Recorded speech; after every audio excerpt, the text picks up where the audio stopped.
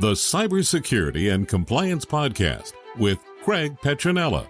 Learn about the most current IT security threats in ransomware, phishing, business email compromise, cybercrime tactics, cyber heist schemes, social engineering scams, as well as hints and tips from leading professionals to help you prevent hackers from penetrating your network and dropping ransomware or malware payloads. This podcast will arm you with the best info to defend your network against the latest cyber crimes. Don't forget to like and subscribe. And now, here's your host, Craig Petronella.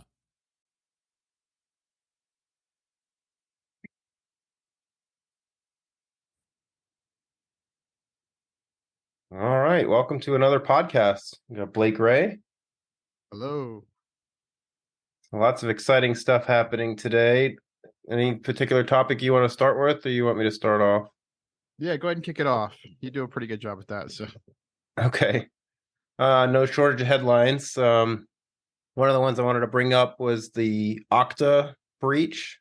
Did you see that? Where there were stolen access tokens from Okta's support unit.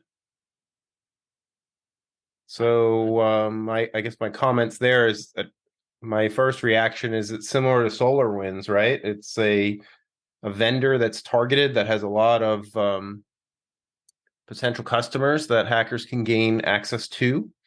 So it's one of those, be careful with your vendors, but it's hard to protect yourself. I mean, if you've put Okta in your practice and your business,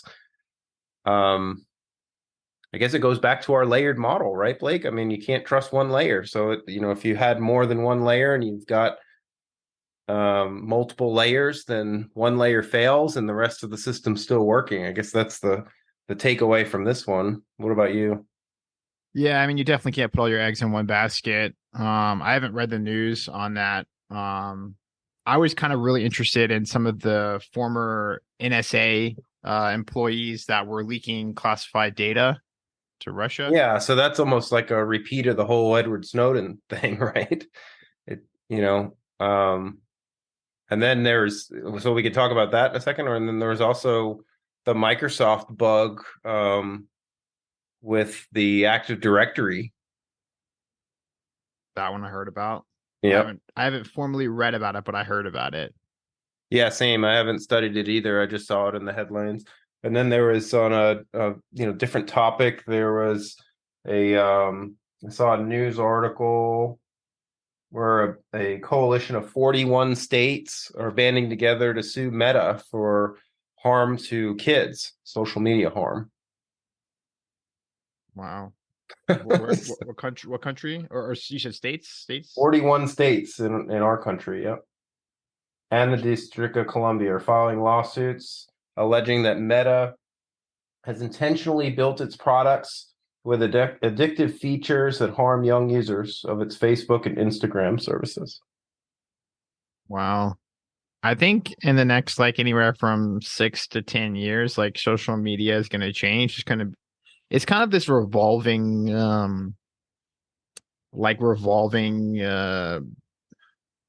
door, I guess, is I don't know the proper analogy, but here in Vegas is a good example of when a new hotel opens up, people just flock to the new app. And so if you look at Twitter with their rebrand, X kind of brought a lot of new users back to the platform. Obviously when MySpace was around and then Facebook came out, right? People jumped ship. So what is the next ship? The fact is Facebook is not a great platform. It's not a great platform for the users. It's not a great platform for privacy. So what's the next ship?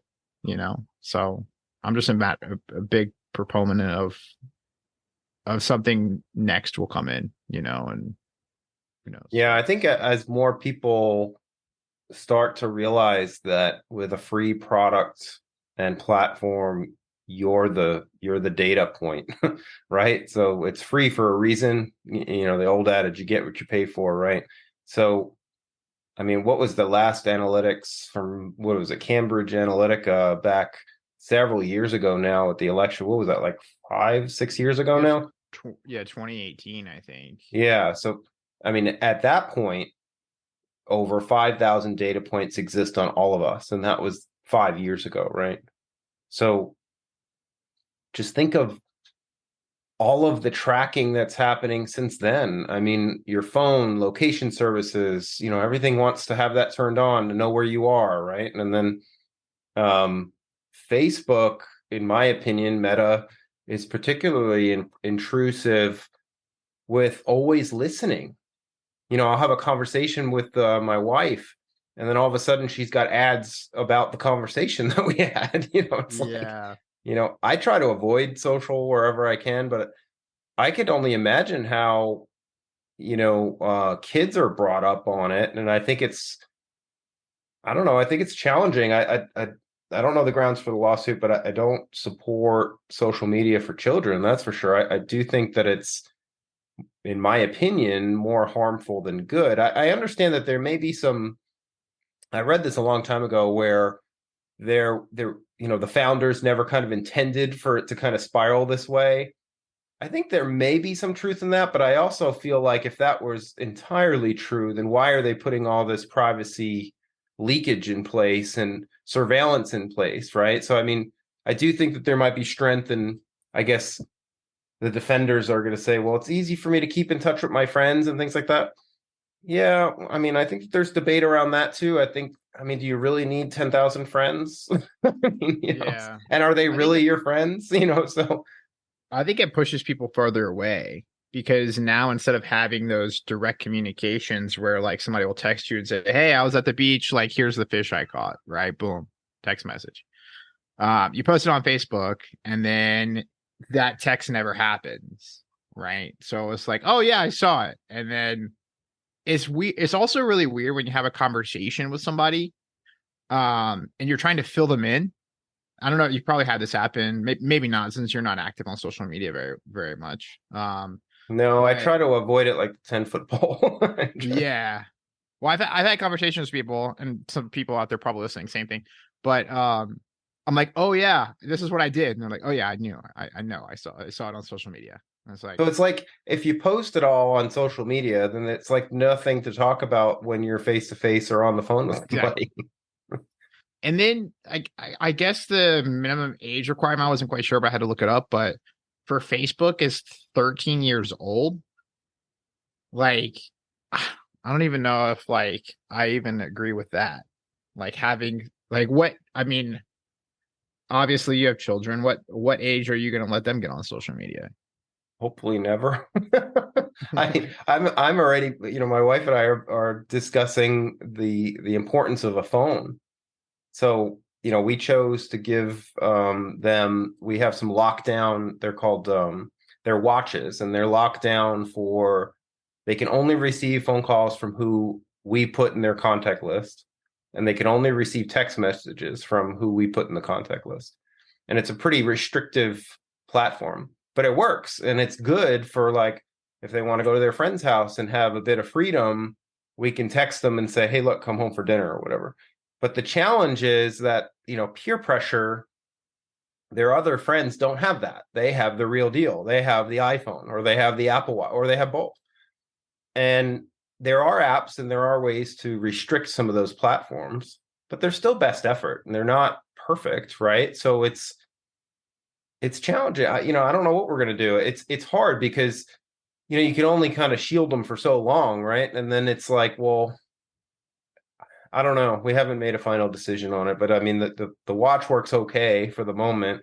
It's just, it's challenging in social situations though, because some of the kids will start like a group chat or something like that, and then they're kind of left out of it, right? So it's a little socially awkward that way.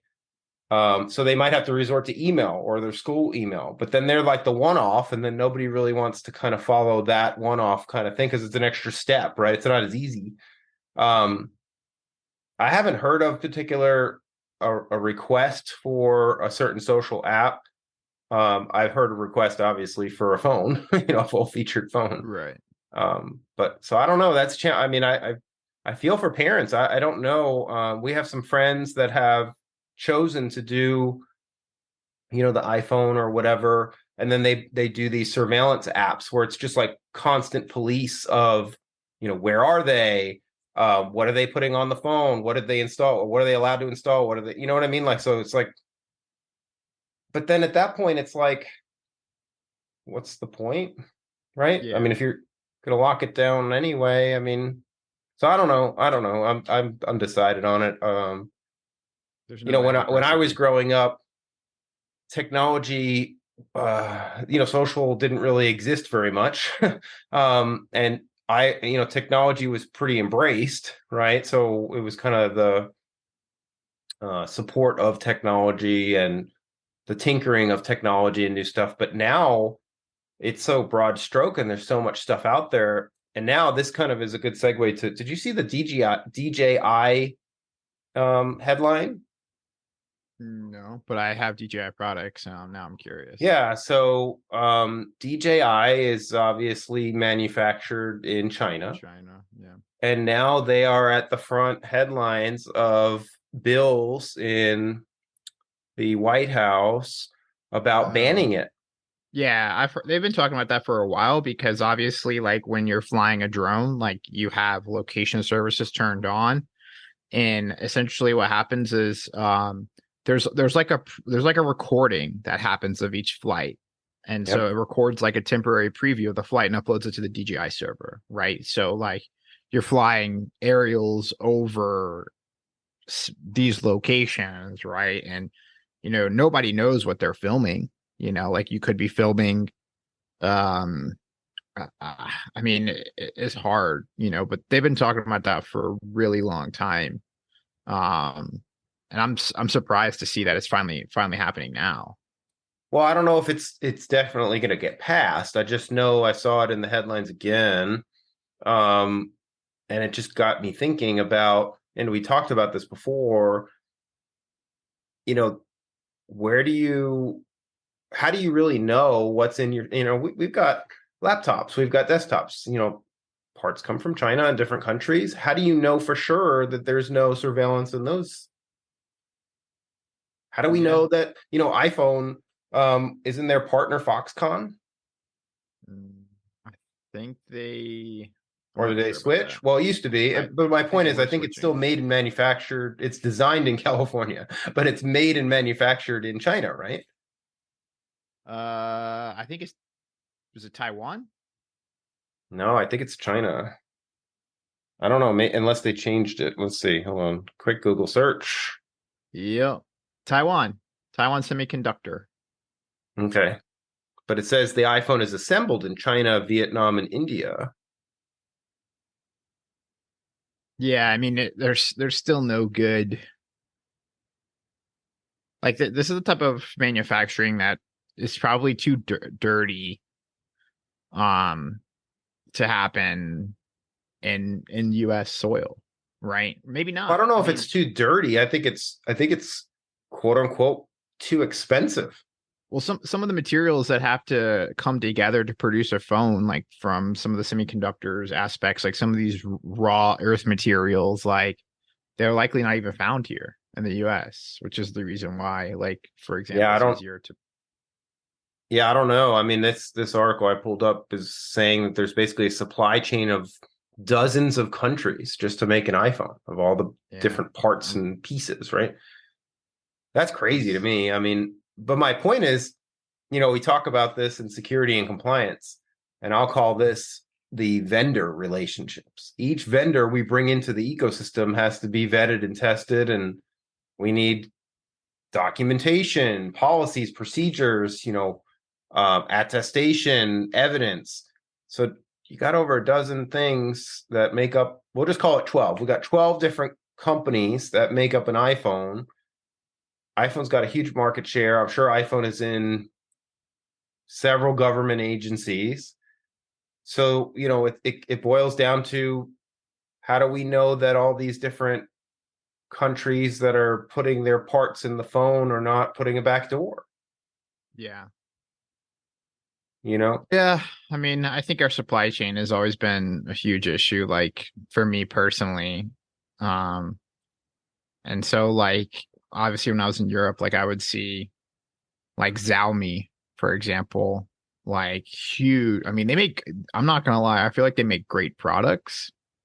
But the fact is you don't see like a Xiaomi store. Like you can go and see a Xiaomi. There's like Xiaomi like retail locations abroad, like in almost every other country. I've never even heard of that company. Yeah, they're a huge phone manufacturer and they make super high quality like Android devices. Yeah, and don't get me wrong, I'm not saying, you know, everybody's guilty either. I'm not saying DJI is bad. You know, I think their products are cool. But I think the question that is raised is, where's the evidence? It's almost like you're guilty until proven innocent, right? Instead of Right. the other way around. My point though is that I think if there is more of a trustless mentality, like if maybe the solution for a company like Apple or DJI or these kind of companies that are bringing products overseas to our country, maybe it's third-party testing. Maybe it's evidence of, you know, unbiased surveillance and, you know, deconstruction, you know, like iFixit, you know, they disassemble everything, right? And these websites like Ars Technica and all these different, you know, but still, I mean, how far does that go? Like, what are they going to get into the chips, right? You know, they're going to disassemble it, but they're not, you know what I mean? Like, so it's like, I think the bottom line here, and we can go down this for a long time, and I know our time is short today, but I think the bottom line is, again, we're forced to live in a trustless society. You can't trust any of it. So I think that if you choose to use a mobile device or you choose to, you know, use a computer, you just got to be really careful of where is it coming from. Again, we talked about this before. What software is on it, and what layers are you putting in place to make sure that you do the best you can to limit? Like, I'll give you an example. One of our layers that we talked about is the layer that is keystroke encryption as well as anti-screen scraper technology. And I told you it was really disturbing how many programs the software intercepted that basically said, hey, Adobe wants access to your microphone and camera right now. Well, I'm reading a PDF. You know, so it's like, Yeah. you know, so my point is that could be an effective layer to, you don't need to give Adobe your camera and your microphone when you're reading something. You know what I mean? Like, so maybe we just need to work harder at putting more of these safeguards and layers in place to protect ourselves. And I know that I've heard many times, like the Air Force on a base, for example, you can't even bring the iPhone or Droid in. You have to have it locked up in the trunk of your car. So it's kind of like, you know, I think we all should have a Faraday bag, you know, and, you know, it's like, how far do you take this stuff? But it's kind of comical. And I laugh about it because we're forced to do this stuff if you want to protect yourself. Yeah. Earlier, we had a ticket that came in and it was for Microsoft Word. And they weren't able to open Microsoft Word because Malwarebytes was blocking it with the excuse that an exploit was happening. And so I had to go in essentially like dumb down, you know, Malwarebytes to allow somebody to use Microsoft Word and PowerPoint. And it's like, really, what information are you requesting to use? Well, it's, you know, that reminds me of, remember the macro virus? Possibly. That might have been before your time. So one of the early viruses, you exploited the macro functionality of like Word and things like that. Macros are back then a form of automation to do things faster, but nobody really used them. So my point is that Microsoft, Adobe, all these big vendors keep adding tons and tons of features, Apple included. They just put all this stuff on and then they turn it all on, right? So it's like, I think they should take the approach that a lot of Linux distributions do and turn it all off and go through the list and figure out what you want to turn on. If you're in a secure area or you want to be, or you're going to be in a audited or regulated area, maybe that's the better approach. You know what I mean? Like, so instead of going through all the work, and we call this process security hardening, right? So there should be different distributions of, hey, look, this is the version, the DoD version, or what. And they used to do this with Stigs and other things, but I think we kind of moved away from that for whatever reason, and the lines got blurry, and then Microsoft went down the rabbit hole of GCC high and then the commercial products. But there's still no clear, like, hey, buy this from Microsoft. It's already kind of from the factory. You know what I mean? Like there's no like lockdown. And the same thing, like Apple did a good job, I think, recently with their lockdown mode on their iPhone, which I tested for a while. But I feel like there should be more of that. And I feel like we as a company in cyber and compliance should be better supported from our vendors to help from their perspective to help us do the job, because it ultimately goes back to them anyway. Like we're going to be asking them in GCC high environments, hey, where's your evidence for this? You know what I mean? Like, so it's like, why not just have it ready to go? And I know Amazon has GovCloud, but my point is that I feel like our vendors, there should be more work and heavy lifting done by that side of the equation. Yeah, I mean, permissions and applications are, I'm not a huge fan of how these phones are configured now, and even computers, where everything that's put on there can have free reign, right, over your data, right? Yeah. Whether it's whatever bloatware, bloatware, freeware, or whatever, shareware. Well, I think, I think the takeaway here is, since we only got a couple minutes, is start now. Go through your computer, go through your mobile devices, go through your stuff, and just either turn off what you're not using or uninstall it. I mean, the more stuff you got on there and the more stuff you have turned on, the easier of a target you are. So think about it as more things that you're turning off and more things that you're uninstalling and not using. Almost think about it as enforcement layers to protect yourself. So the more stuff you remove and the more stuff you just get rid of that you don't need, the better. The more unhackable you become. Delete all those Chinese games. Well, it could be games from anywhere. I mean, but all sorts of games. If you're not using a certain electronic device on your network, get rid of it. Yeah. It's a good end note right there. Yeah. All right, guys. Well, I think that's a good wrap for this one. We'll definitely lots more to talk about, so we'll record more soon. Yep. Thank you. Yep. See you guys on the next one. Take care. Thanks for listening to the Cybersecurity and Compliance Podcast with Craig Petronella. For other episodes and more information, visit petronellatech.com. Also visit our other websites, compliancearmor.com and blockchainsecurity.com. Don't forget to like and subscribe. Thanks for listening, and stay secure.